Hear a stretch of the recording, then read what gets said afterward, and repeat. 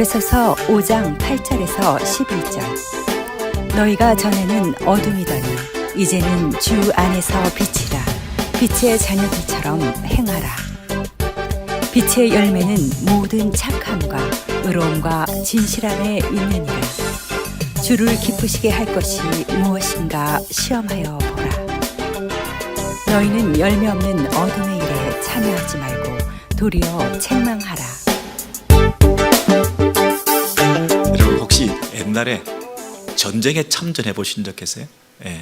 6.25나 임진왜란이나 이런 전쟁에 참여해 보신 분, 월남전이나 이런 데 참여해 보신 분 계세요? 우리 자녀들이 이라크 전쟁이나 아프가니스탄 전쟁이나 이런 데 보내놓고 마음 아파하고 그랬던 분들 계세요? 어떤 목사님이 전쟁에 참전하신 분들 축복하고 격려하면서 또 한 부류를 더 일으켜 세웠는데 그들이 누구냐 하면 키모테라피 받으셨던 분들.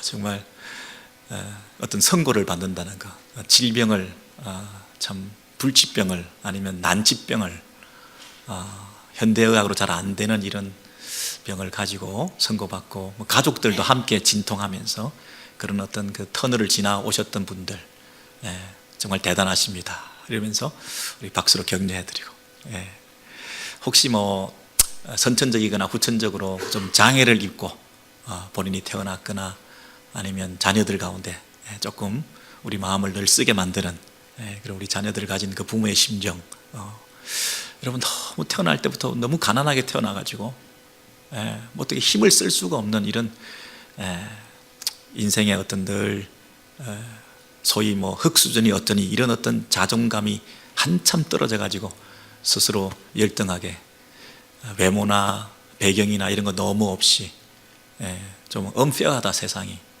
죽고 싶다, 이렇게 생각하면서 늘 불편하고 불안한 마음으로 살아오셨던 분들 계신가요? 여러분 이런 크고 작은 어려운 일들을 당하시고 힘든 고통의 세월들을 보내시면서 오늘 이 메모리얼 데이를 맞았는데요, 지금 세계 곳곳에서 우리만 진통하는 것이 아니라 너무나 많은 지역에서 전쟁과 기근과 내전과 그죠? 난민들과 이런 걸 보면서 참 마음이 안타까운 그런 상황에 있어요. 특히 우리는 미국에 살면서 어떤 그 안전지대에 살고 있다고 생각을 하면서도 한편으로는 미국이 이 평화를 책임지고 유지해야 되기 때문에 나름대로 군사비도 많이 쓰면서 150개 국가에다가 1000여 기지를, 군사기지를 만들어서 15만 명을 미군을 파송해가지고 이 중국하고 견제해야 되니까 한국에 2만 5천 명, 또 일본에 5만 2천 명, 이렇게 또 미군이 주둔하고 있는, 여기 있는 미군이 왜 그까지 가가지고 지금 그 군사들이, 우리 자녀들이 가 있는지, 어쨌든 평화를 유지하는 좋은 긍정적인 면에서 지금 애를 쓰다 보니까 전쟁은 그칠 날이 없는 거죠. 여러분 우리가 미국의 역사를 좀 알지만 1776년에 독립하고 난 다음에 지금까지 한 240년 역사를 가진 나라인데요, 그 중에 220년을 전쟁 치고 살았어요. 전쟁 없이 지냈던 기간이 한 20년 정도밖에 안 돼. 대공황이 났을 때, 다른 데 어떤 정신 여력이 없을 때, 그럴 때를 제외하고는 계속 개입을 해야 되고 전쟁을 치러야 되고, 여러분 이라크 전쟁을 비롯해서 우리 베트남 한국 전쟁, 1차 2차 세계대전을 비롯해서 이런 여러 세계 곳곳에서 여러분 이런 인간이 사는 세상 속에서는 다툼과 갈등이 없을래야 없을 수가 없기 때문에 항상 그 어떤 아픔 속에서, 고통 속에서, 암흑과 같은 이런 불예측 시대에 우리가 살면서 나름대로 진통하고 살아가는 이런 삶이 저와 여러분의 삶이다. 질병과 장애와 이런 여러 가지 환경적인 고통 속에서 우리가 언제 이 터널을 통과할 수 있을까? 우리 자녀를 생각할 때, 우리 가정을 생각할 때, 우리의 부부관계를 생각할 때 미래가 암울하다, 앞을 내다보니까 답답하고 어둡다, 걱정이 태산이다. 우리가 이런 생각을 하면서 이걸 좀 벗어나야 될 텐데, 좀 밝은 시대에, 맑은 시대에 참 이렇게 행복하게 좀 살 수 있는 때는 언제 올까? 여러분 이민생활 장래를 내다보니까 어둡다. 여러 가지 문제, 이거 산적한 일들을 생각하니까 앞이 막막하다, 좀 불안하다, 이렇게 우리가 살고 있잖아요. 그런데요, 그런 분들에게 물론 위로가 돼야 되겠습니다만은, 그런 분들에게 하나님께서 은혜를 주시고 그 마음속에 위로를 주셔야 되겠습니다만은, 그런 환경들을 변화시켜 주셔서 장밋빛으로 핑크빛으로 활짝 열리는 그런 낙관적인 삶을 사는 그런 삶도 활짝 열려야 되겠습니다만은, 그러나 근본적으로 성경이 말하고 있는 관점은, 안목은 조금 다르다는 거예요. 그 얘기를 좀 하려고 하는데요, 오늘 에베소서 5장 8절의 말씀을 이렇게 보시면요, 너희가 전에는 어둠이더니 그랬어요. 이제는 주 안에서 빛이라. 여러분, 너희가 전에는 어두운 시대에 살았더니 앞으로는 이제 좀 밝은 세상에, 조금 여유로운 세상에, 조금 평화로운 세상에, 조금 건강해진 그런 세상 속에 살게 되었다, 이렇게 대조하고 있잖아요. 우리의 과거의 그 인간의 비극과 불행과 고통이라고 하는 것은 어두운 시대에 우리가 살았기 때문에 우리가 고통스럽고 불안했고 암울했던 것이 아니고요, 우리가 어둠이었기 때문에, 내 안에 있는 어두움 때문에 내가 고통스러웠던 거예요. 어두운 시대에 우리가 사니까 힘든 게 아니고요, 내 안에 어두움이 있기 때문에 그것이 나를 힘들게 만들었던 거예요. 나를 괴롭게 만들었던 건요, 나를 진통하게 만들었던 건요, 내 인생에 마음에 부대낌이 늘 있어서 참된 평화가 없었던 건요, 이 시대가 평화의 시대가 아니라, 전쟁 상태가 아니라서 그런 게 아니라요, 내 안에 평화가 없었기 때문인 거예요. 내 안에 전쟁 상태였기 때문인 거예요. 내 안에 어둠이 가득했다는 것입니다. 여러분, 내 안에 한 조각의 빛도 없었다는 것이에요. 너희가 전에는 어둠이더니, 어둠은 그 자체였다는 겁니다. 흑암과 같은, 어둠과 같은 그런 영적 암매 상태에서 갈 바를 알지 못하고 열심히 살았지만 그것이 다 헛된 몸짓이었다는 것입니다. 그런 인생을 청산하고 이제는 빛된 삶을 살게 되는데, 그것이 왜 가능하게 되었다고요? 주 안에서 빛이라. 행복한 시대에, 계몽주의 시대에, 르네상스 시대에 우리가 살기 때문에 빛이라. 자본주의 사회에 풍성한 물질이 많이 넘치는 이런 시대에 좋은 집 안에 내가 살기 때문에 내가 빛된 삶을 사는 게 아니고요, 주 안에서 빛이라. 중세 암흑 시대에 살면서도 그것을 전성시대라고 생각한 사람들도 있었죠. 그것이 로만 캐톨릭에서는 황금기였죠. 그 황금기에 살면서도 사실은 그 마음 안에 어두움이 가득했었어요. 그 똑같은 시대에 살면서도 그것을 암흑기라고 생각했지만, 그러나 그 마음 안에 빛이 가득했던 분들도 계셨죠. 생명의 빛, 구원의 빛, 하나님의 은혜를 아는 그 빛으로 종교개혁의 운동의 기치를 높이 들었던 그런 새로운 시대를 열어갔던, 주 안에서 살았던 빛된 인생들도 있었죠. 여러분, 우리가 가난하고 재난을 당하고 또 장애가 있고 질병 가운데 씨름하고 있고 관계의 아픔 속에 불안해하고 이렇게 살고 있지만, 그것으로 내가 고통스러운 게 아니고, 우리를 고통스럽게 만드는 것은 우리가 주 안에 확실히 거하지 않기 때문이죠. 저와 여러분은 지금 현 주소가 어디입니까? 여러분의 permanent address가 어디입니까? In Christ, 주 안에. 사나 죽으나 우리는 주 안에. 여러분, 이 고백이 있을 때에 우리가 빛된 삶을 살고 낙심하지 않고 어떤 삶, 어떤 환경 속에서도 그 장애와 그 환경과 그 문제들을 처리하는 데 급급할 것이 아니라, 그 상황 속에서 빛의 삶을 살 수 있는 이런 전천후적인 신앙생활을 회복해 가시는 저와 여러분 되시기를 소원합니다. 하나님께서 그 일에 우리를 부르셨어요. 그리스도인과 비그리스도인, 우리가 예수 믿기 전과 예수 믿고 난 다음 그 차이가 얼마나 큰 차이인지요. 빛과 어둠이라는 비유를 통해서 그 차이를 설명할 정도로, 여러분 그것보다 더 큰 차이를 나타낼 수 있는 비유가 있을까요? 빛과 어둠은 섞일 수가 없거든요. 사귈 수가 없거든요. 이거보다 더 큰 이 디퍼런스를 나타낼 수가 있을까요?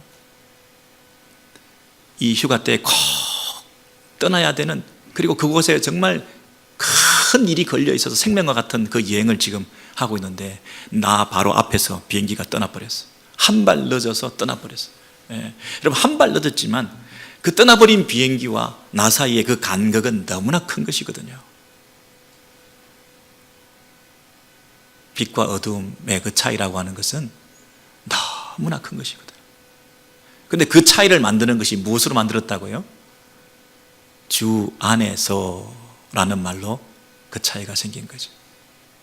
여러분, 환경 때문에, 상황 때문에, 여러분의 물질 때문에, 여러분 이런 것 때문에 그 차이가 생기면 그건 그리스도인 아니에요. 그것으로 막 흔들리면 그리스도인, 진정한 그리스도인 아니에요.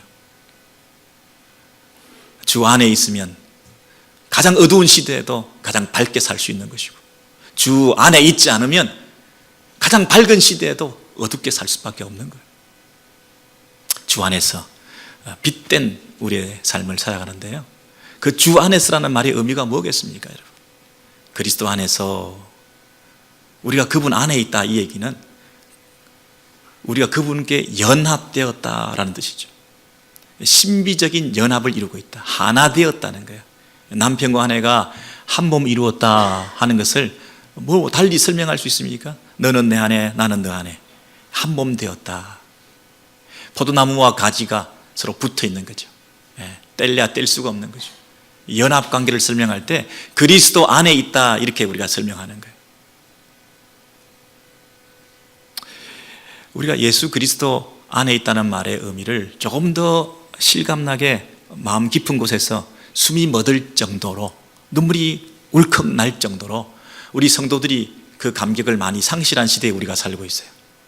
우리가 이렇게 빛과 어둠의 차이만큼이나 그 큰 간격을, 놓쳐버린 비행기보다 더 큰 나와 그 사이의 간격을, 예수 믿기 전과 예수 믿은 이후에 세상과 교회 사이에, 크리스찬과 난 크리스찬의 차이가 천당과 지옥처럼 이렇게 큰 차이가 나게 만드는 그것이 주 안에서라고 분명히 말을 함에도 불구하고 그것이 그렇게 크게 감동이 없는 거예요.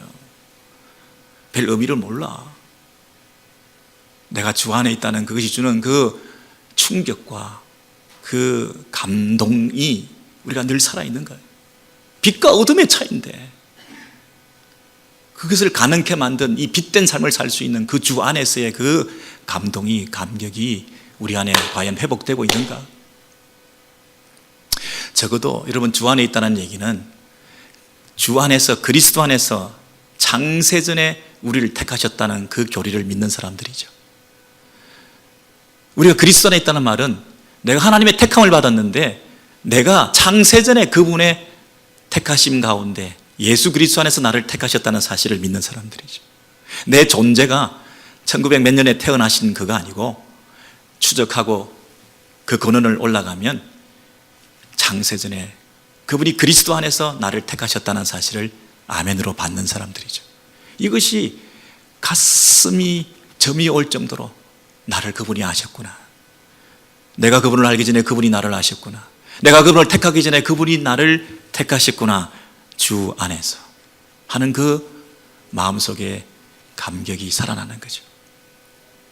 그리스도 안에서 그 누구도 하나님의 사랑에서 끊을 자가 없다. 그 어떤 것도 우리를 그리스도의 사랑 안에서 그 하나님으로부터 분리된 삶을 살 수가 없다.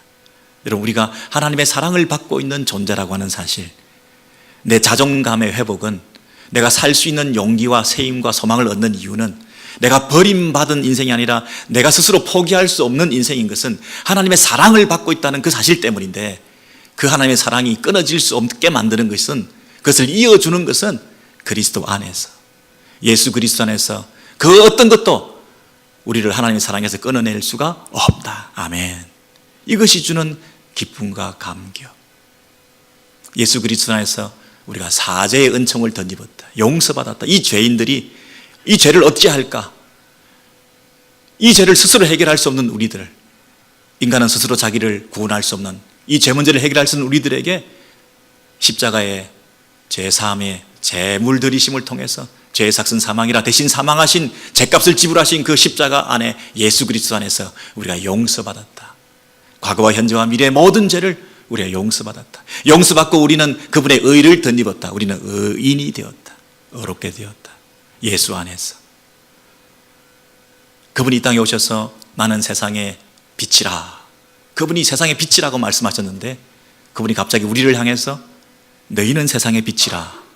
그분이 빛인데 우리를 향해서 빛이라고 말씀하신 것은 그분과 내가 관계가 있기 때문에 내가 빛이 된 거죠. 나는 세상의 빛이라. 나를 따르는 자는 생명의 빛을 얻으리라. 그 생명의 빛을 우리가 예수를 따름으로 예수와의 관계를 통해서 연합되는 것을 통해서 너희는 세상의 빛이라. 우리가 빛이 된 거죠. 그래서 생명의 빛을, 그 빛은 생명을 주는 빛이죠. 인간의 육체적인 호흡의 연장 상태가 아니라 생물학적 생명이 아니라 하나님이 주시는 생명이죠. 이제 우리가 빛의 자녀가 되었어요. 하나님의 생명을 받은 자들이 되었어요. 그래서 우리는 주 안에 있다는 그 말의 의미가 이렇게 놀랍고 우리의 현재 신분과 정체감이 어떠해야 되는지를 가르쳐주는 이런 귀한 말씀. 그래서 우리는 감격스럽게도 우리가 전에는 어둠이더니 이제는 주 안에서 빛이라 이렇게 말씀할 수 있게 되었다는 거죠. 전에는 우리가 과거에 좀 어둡게 살았는데 전에는 내가 좀 고생하고 이민 초기에 고생하고 뭐 어둡게 가난하게 병들게 그렇게 살았는데 이제는 좀 살만하게 되었다. 이거 아니라는 거예요. 전에는 내 자체가 어둠이었다는 거예요. 내 안에 있는 어둠이 문제였다는 거예요. 내 밖에 있는 어둠이 문제가 아니라 내 안에 있는 이 어둠 때문에 고통스러웠다는 거예요. 근데 예수 그리스도의 생명의 빛을 내 안에 받아들이고 나니 이제는 이것이 빛이구나, 이것이 삶이구나, 이것이 생명이구나 이렇게 살게 되었다는 거예요. 여러분, 이 감격이 주 안에 있다는 그 말의 의미가 창세전에 예수 안에서 나를 택하시고 영원까지 우리를 불러가시며 인도하시는 그분 안에, 그분의 사랑권 안에 있다는 이런 감격이, 이 말씀의 의미가 우리 안에 늘 살아있어서 우리의 존재, 우리의 신분에 대해서 의심하지 아니하고 우리는 빛의 자녀입니다 이렇게 고백할 수 있는 저와 여러분 되시기를 소원합니다. 여러분, 이 빛의 자녀가 된 사람들은 당연히 생명이기 때문에 그 생명은 열매를 만들어내는 것이에요.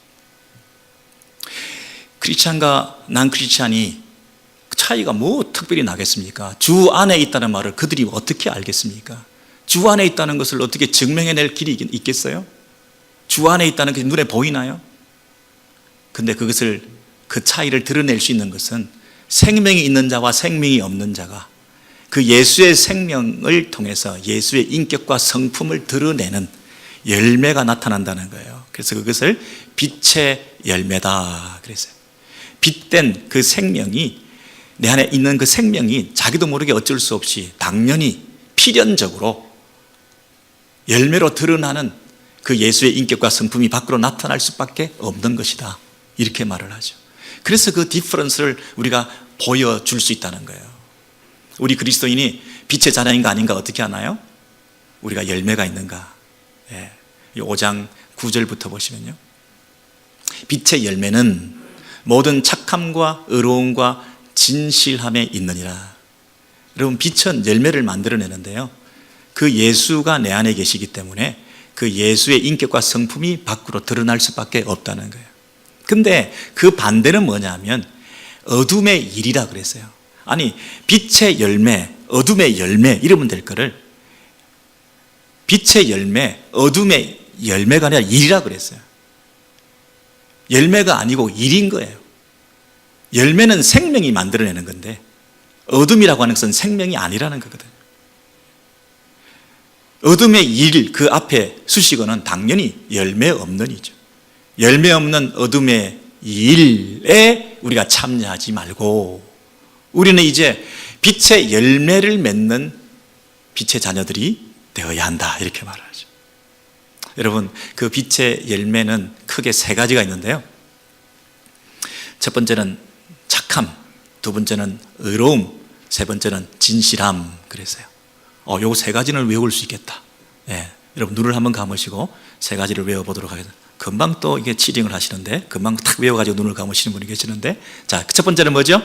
착함. 두 번째는 의로움. 세 번째는 진실함. 예, 착함과 선함과 그 다음에 의로움, 의와 진실이다. 선, 의, 진실. 예. 여러분, 이 세 가지 다 관계적인 것이에요. 나 혼자 나 착해 이런다고 그게 착한 게 아니에요.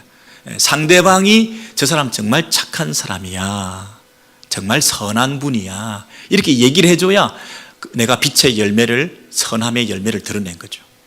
그런데 이 선은 그저 뭐 좀 착한 일을 한다, 친절하다 이런 뜻이 아니라 하나님의 아들로서의 그 성품을 드러내는 것을 말하죠. 하나님께서는 악인이나 선인에게 동일하게 비를 내리시고, 그래서 우리는 세리와 이방인들 정도의 윤리 수준을 가지는 사람이 아니라, 그건 누구나 하지. 나한테 잘해주는 사람 잘해주는 것은 착한 사람 아니죠. 당연한 거지.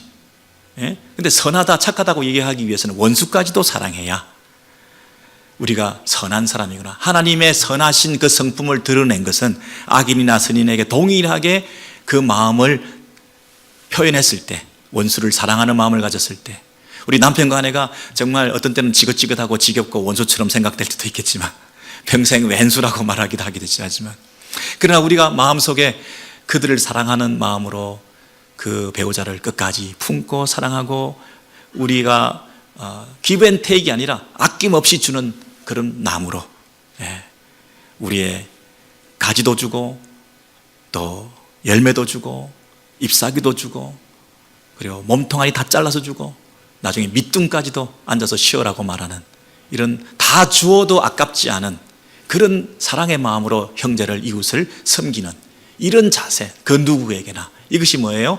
착함이다라는 거예요. 저분은 정말 착한 분이야. 원수가 여러분을 향해서 당신 참 착하다 이렇게 말해야 착한 거예요. 두 번째는 뭐냐면 의로운 것이다. 이 의라는 것은 항상 관계적 의를 말한다 그랬죠. 관계적 의다. 여러분 하도 이제 의로운 삶이 없으니까 요즘은 의인이다, 의인상을 주는 그 상을 만드는 것도 있더라고요. 의인상을 막 제정해 주는데, 그분들이 한결같이 인터뷰를 하면 뭐라고 얘기하죠? 제가 마땅히 해야 될 일을 했습니다, 이렇게 얘기하잖아요. 사회 일원으로서 또는 뭐 공동체의 한 구성원으로서 그런 긴급한 상황에 내가 도와줄 일을 도와줬을 뿐입니다. 우리가 남편으로서 마땅히 할 일을 했을 뿐인데, 자식이 부모에게 마땅히 할 일을 했을 뿐인데 요즘은 하도 희귀하니까 뭐 효부상, 무슨 효자상 이런 걸 주잖아요. 마땅히 할 일을 하는 것이 의예요. 의. 상대방에게 관계에 있어서 내 책임과 의무를 다하는 게 의라니까요. 저 사람 참 어려운 사람이야. 요즘 참 희귀해. 요즘 시대가 너무 악해가지고 마땅히 해야 될 도리를 다하는데도 그것을 의인이라고 얘기할 정도가 됐다니까요. 자식이 부모에게, 또 남편이 아내에게, 아내가 남편에게 마땅히 할 도리라는 게 있잖아요. 저분이 의로운 아버지야. 자식에게 참 해야 될 도리를 다하는 아버지라고. 그게 의라는 거예요. 그래서 여러분, 서로를 생각할 때, 야, 저 사람은 참 의로운 분이다, 마땅히 할 자기 책임과 도리를 다하는 분이다, 그것을 상대방으로 하여금 느끼게 만드는 거예요. 그것이 빛의 열매를 맺는 사람이라는 거예요. 아예 안 해, 뭐 손해보는 것 같아, 당신이 해, 그만하면 됐잖아, 뭐 이런 거 말고요. 내가 끝까지 그 책임과 의무를, 이만큼 했으니까 그만하겠다, 그게 아니라 끝까지 내 도리를 다하는 거. 이게 의로운 삶이다. 세 번째는 진실함이다 그랬어요. 진실하다는 얘기는 속이지 않는다는 거예요. 감추지 않는다는 거예요. 인간이 범죄하고 난 다음에 당장 동산나무 숲 사이에 숨었잖아요. 숨지 않는다. 숨지 않다. 감추는 게 있으면 안 되지. 그게 진실한 게 아니야. 투명한 관계가 되는 걸 말해요. 음흉한 사람들 있죠. 뭔가를 숨기고 감추고 뭔가를 앞에서 하는 말과 뒤에서 하는 말이 다른, 배우자 간에도 우리 가족들 간에도 이 숨기는 게 있잖아요. 당신 참 진실한 사람이야. 참 진실한 분이야. 이런 얘기를 들을 수 있는 예수의 인격과 성품으로 빛의 열매를 드러내는 그 삶, 이것이 우리가 추구해야 될 첫 번째 우리 성도들의 사명이라는 거예요. 뭐 일도 많이 할 수 있겠죠. 뭐 다른 뭐 급한 일도 많이 있겠죠. 뭐 내가 이걸 해주면 내가 아내가 기뻐하겠지. 뭐 이러면서 뭐 어떤 일을 가지고 뭐 자꾸만 이렇게 이벤트를 가지고 무슨 업적을 가지고 무슨 이런 걸 가지고 자꾸 하려고 하는 것도 중요하지만, 그러나 그 이전에 기본적으로 성품이다, 인격이다, 관계다. 그러고 난 다음에 뭔가를 해줘도 기쁘지. 그 사람이 싫은데 뭘 자꾸 갖다 주면 더 귀찮은 거지. 여러분, 이 예수의 인격과 성품을 드러내는 이 일이 빛의 열매다. 여러분, 이 얘기가요, 저기 에베소서만 이렇게 억지로 해석하는 게 아니고요, 갈라디아서를 보시면요, 갈라디아서 5장에 이렇게 말하고 있어요. 육체의 일 그랬어요. 그리고 대조되는 게 뭐예요? 성령의 열매 그랬어요. 아니, 한쪽은 일이고 왜 한쪽은 열매예요? 육체의 열매와 성령의 열매, 그렇게 얘기하지. 그 말은 생명이 없다는 거예요. 예수 생명, 하나님의 그 생명에 동참해서 그 하나님의 성품을 드러내는, 그래서 성령의 열매는 빛의 열매인데 어떻게 드러나야 되나요? 사랑과 희락과 화평과 오래 참음과 자비와 양성과 충성과 온유와 절제라고 하는 성품적인, 인격적인 이런 면에서, 관계적인 면에서 이 열매가 드러나는 것, 이게 우리에게 주어진 1차적인 사명이에요. doing이 아니에요. being이에요. 뭔가를 하는 게 중요한 게 아니라 내가 먼저 하나님의 백성으로 아름다운 성품으로 인격적으로 다듬어져가는, 이것이 먼저 돼야 되는 거죠.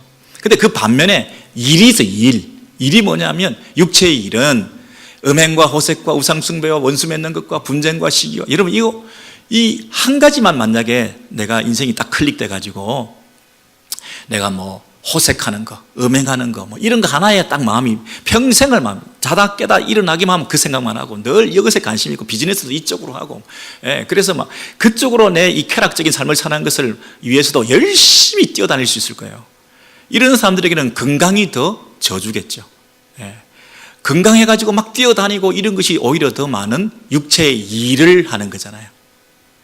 여기 이단도 있는데요, 거짓 가르침에 한번 딱 탐닉이 돼가지고 클릭돼가지고 이단을 위해서 평생을 바치고 자기들 자녀들까지 다 헌신시키면서 그 집단 안에 묶여 있을 수도 있잖아요. 당 짓는 거, 그룹빙 하는 거, 여러분 이거 하나만 가지고도 우리가 얼마든 육체의 일을 도모할 수가 있잖아요. 뭐 사람들 만나야지, 작전 짜야지, 계획 세워야지, 뭐 말 흘려야지, 뭐 상대방 음해해야지, 말이 전화질 해야지, 뭐 이것만 가지고도 육체의 일을 얼마든지 하루 종일 뭐 할 수가 있잖아요. 그러니까 이런 일은 다 육체의 일이라는 거예요. 그거와 반대대로 우리가 해야 될 일은 성령의 열매를 맺는, 이 일을 해야 된다는 거예요. 여러분, 이 얘기를 사도 바울이 했는데요, 이게 자전적 고백이에요. 사도 바울이 왜 이런 얘기에 대해서 이렇게 가감하게 육체의 일이다, 성령의 열매다, 그것은 생산적인 것이고 한 번밖에 없는 인생, 생산적인 데 인생을 쏟아야지 그 일에다가 허비하지 마라, 그렇게 말하게 된 계기가 뭘까요? 자기 얘기거든요. 여러분, 비즈니스를 하더라도 생산적인 일을 해야 될 거 아니에요. 아니요, 비생산적인 일에 시간과 물질을 바칠 수는 없는 거잖아요. 우리 영적인 일에 우리 한번 인생을 살 때 함께 신앙생활 하면서 교회 안에 있는 갈라디아 교회 교인들아, 에베소 교회 교인들아, 오렌지 교회 교인들아, 어느 일에 생산적인 일에 목숨을 걸래? 성령의 열매냐, 육체의 일이냐? 사도 바울이 하나님을 사랑하는 사람이었어요. 종교적인 사람이었어요. 이 사도 바울은 그 에듀케이셔널 백그라운드가 대단했던 분이에요. 그 뭐 가문의 어떤 그 배경도 대단했던 분이에요. 지적인 능력도 대단했던 분이잖아요. 근데 그 배경을 가지고 열심히 뛰어다녔어요.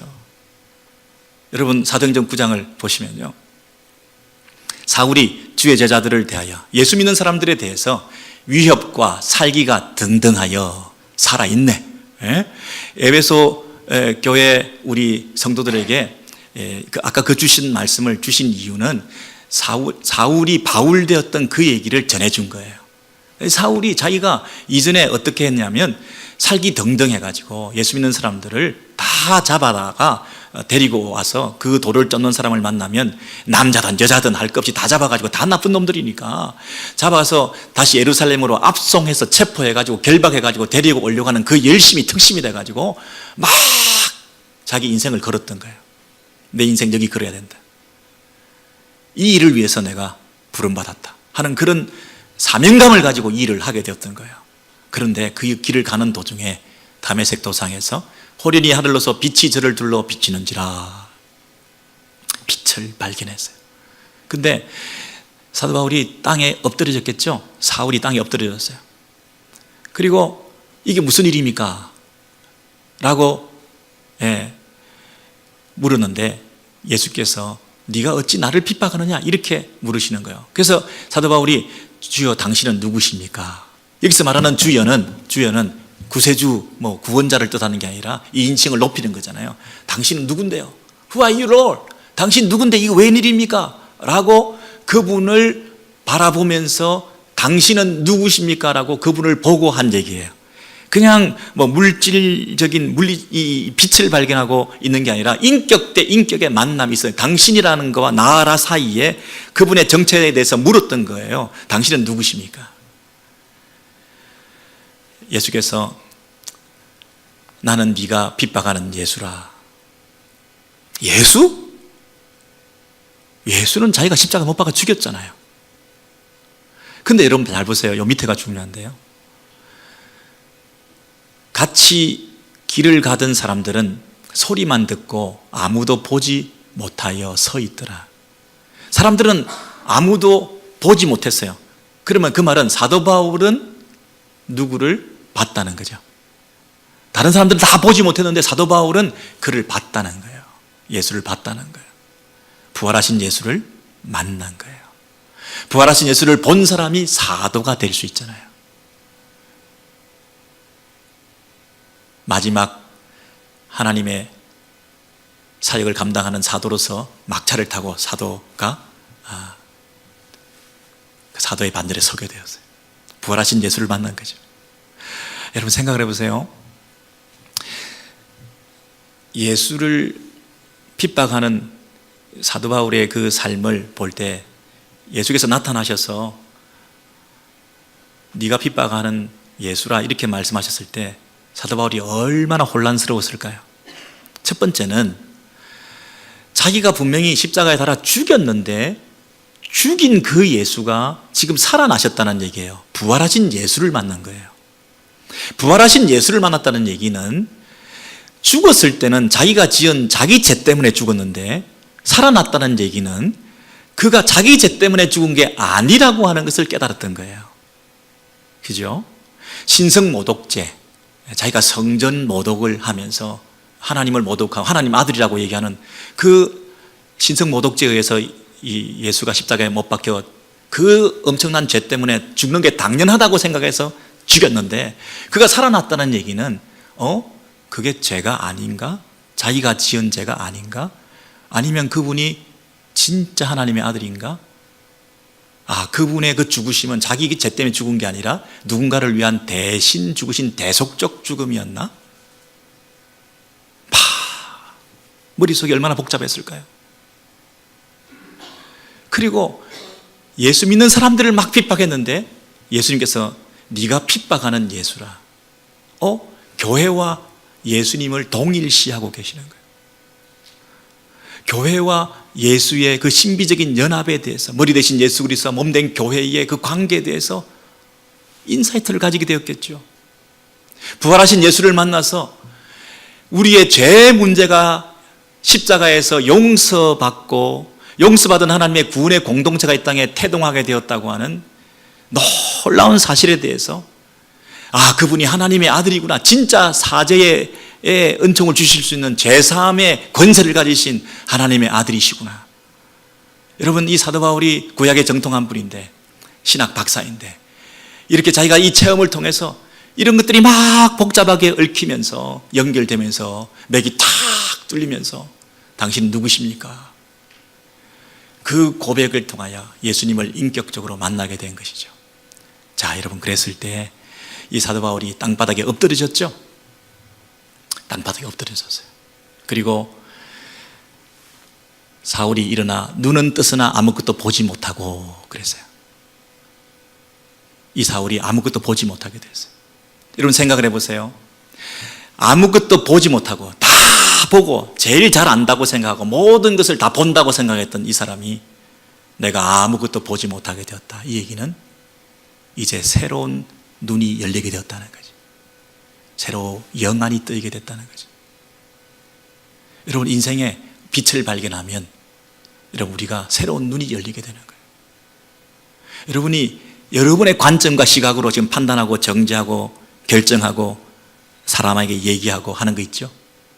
자녀들에게 이래야 된다, 배우자에게 이래야 된다, 교회는 이래야 된다 라고 하는, 그 인생은 이래야 된다라고 하는 그거 있죠?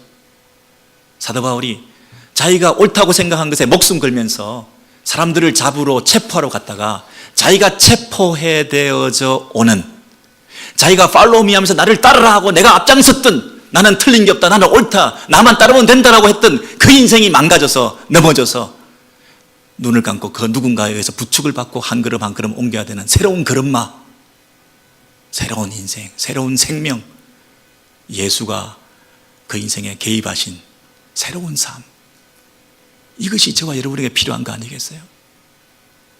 우리는 여전히 내가 옳다, 내가 맞다 하는 것에 대해서 시비를 걸지 마라. 여러분, 그것을 내려놔야, 빛의 생명을 가진 예수 믿는 사람의 첫 번째 조건은 뭐냐면 내가 틀릴 수 있다, 나만 옳지 않다 라고 얘기할 수 있는 겸비함이 있으셔야 돼요. 내가 완전히 납작 엎드려져서 지금까지 내 인생은 잘못 살았다 라고 고백할 수 있는 그런 이 자존심이 구겨지는 한이 있다 하더라도 내가 하나님 앞에서 새로 출발할 수 있는 그 인생이 빛의 열매가 이제 시작되는 출발점이 되는 거죠. 여러분, 눈을 감고 앞이 안 보이는데 누군가의 부축을 받을 수밖에 없는 이 망가지고 부끄럽고 초라해진 내 인생이라도 내가 주 안에서 빛을 발견한 사람이면 이 인생이 가장 복된 인생이다. 손 떼라, 잡지 마라, 내가 누구 도움 받는 줄 아냐, 어디 함부로 손을 대냐, 싫어 괜찮아, 난 도움 받지 않아 라고 했던 사람이 그 누군가가 붙들어주는, 부축하는 손을 붙들고 한 걸음 한 걸음 새로 출발하는 이 인생. 여러분, 이것이 이 성품과 인격이 나타나야 셀프 디나이얼이 되고 자기가 부정되는 그런 인생을 사셔야 내 안에 새 생명이 열매를 맺게 되는 거죠. 자아가 견고해져서 자기 나라가 왕성해가지고 내가 나를 포기하지 않고 나를 여전히 주장하는 그런 상태에서는 빛이 작용하지 않죠. 어둠의 일만 하게 되는 거죠. 예수, 그분이 우리에게 찾아오시는 이 현장은 마땅히 사울이 바울 되는 이 현장은 저와 여러분이 이런 새로운 변화가 있는 모습이 나타나야 하는 거죠. 앞이 안 보일지라도 영안이 열리게 되는 것이고, 인생 부끄럽게 초라하게 내 전성기는 마감하고 암흑기가 시작된다 할지라도 그러나 예수 생명, 예수 빛 발견하고 새로 시작하는 그 인생으로 출발할 때 이것이 복된 인생이죠. 여러분, 이 사실을 개인적인 체험과 간증을 가지고 사도 바울은 우리들에게 적용해 주시는데, 고린도후서 4장을 보시면 마지막으로 이 말씀 보시겠는데요, 어두운 데서 빛이 빛이라 말씀하셨던 그 하나님께서, 여러분, 어두운 데서라는 말은 캄캄한 흑암과 혼돈의 상태, 태초에 창조 때에 빛이 있으라 해서 빛이 만들어졌던 그 창조주 하나님께서, 그 창조주 하나님이 우리에게 재창조를 해주시는데, 그 창조의 능력으로 뭐라고 우리에게 빛을 비춰주시냐면 빛이 있으라 하면서 예수 그리스도의 얼굴에 있는 하나님의 영광을 아는 빛을 우리 마음에 비춰주셨다는 거예요. 사도 바울이 다메섹 도상에서 빛을 보신 거예요. 빛을 봤는데 그 빛이 누구냐? 예수의 얼굴에 있는 하나님의 영광을 아는 빛을 비춰주셨다는 거예요. 그 예수의 얼굴을 본 거예요, 사도 바울이. 다른 사람은 다 못 봤는데 사도 바울만은 그 예수를 본 거예요. 그래서 눈이 멀어버린 거예요. 그 예수의 얼굴에는 하나님의 영광을 아는 빛, 하나님의 영광을 보는 빛을 비춰주셔서 우리가 체험이 있고 감정이 있고 예수 믿는 방법이 다 다르지만 결국은 외부적인 상황의 변화가 아니라 내 안에서 변화가 생기는데 내 안에 마음의 그 빛을 비추셨다는 거예요. 저와 여러분이 지금 똑같이 예수의 그 빛을 우리 마음에 비춰주신 거예요. 우리 안에 조명해 주신 거예요. 이제 새롭게 빛을 발견하게 된 것이에요. 그 빛이 여명처럼 조금씩 동토하면서 이 어둠을 물러가게 해 주실 것이에요.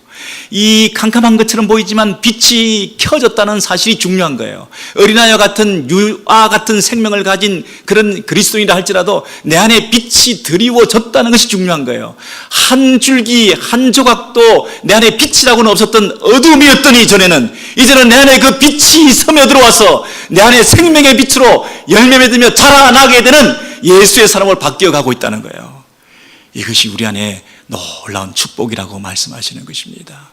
이 빛이 비추어졌다는 거예요. 이제 이 흑암은 물러가고 혼돈의 상태에서 오히려 질서와 카스모스가 이루어져서 내 안에 우선순위가 잡히고 첫째 날, 둘째 날, 셋째 날 새로운 창조의 문이 열리게 되는 것처럼 내 인생의 첫날과 둘째 날이 시작될 거라는 거예요. 흑암과 혼돈이 물러가고 내 인생에 내 마음에 새로운 생명이 들어와서 이 놀라운 하나님의 관점에서 세상을 바라보는 새로운 눈이 열리게 된다는 거예요. 내가 우선순위를 가지고 투자하고 내 인생을 바쳐야 될 가장 중요한 것이 뭔지에 대해서 내가 알게 된다는 거예요. 내가 그동안 육체의 일을 도모했던 것을 버리고 성령의 열매를 위해서 진력해야 될 내용이 뭔지를 내가 깨닫게 되었다는 거예요. 이 일에 내가 생명 걸겠다는 거예요. 사도 바울이 이 일이 있었던 것처럼 저와 여러분에게도 이 일이 있기를 원해서 말씀해 주시는 이 음성을 들으시고 우리 오렌지힐 교회가 생명 얻는 풍성한 열매 맺는 그리고 예수의 인격과 성품으로 차고 넘치는 우리 성도들로 우리 교회를 이루어서 세상에는 없는 하나님 나라의 천국의 그 비밀들을 세상에 드러내 보여주고 하나님의 비밀을 증시해내 보일 수 있는 살아있는 공동체 될 수 있도록 이 메모리얼 연휴에 우리 다시 한번 이 말씀을 통해서 확신 가지시고 우리가 주 안에 있음을 의심하지 않고 주 안에 있는 생명의 빛을 발견한 사람들이 그 열매를 나타내는 우리의 삶이 뒤따르는 우리 모두가 되기를 주의 이름으로 소원합니다.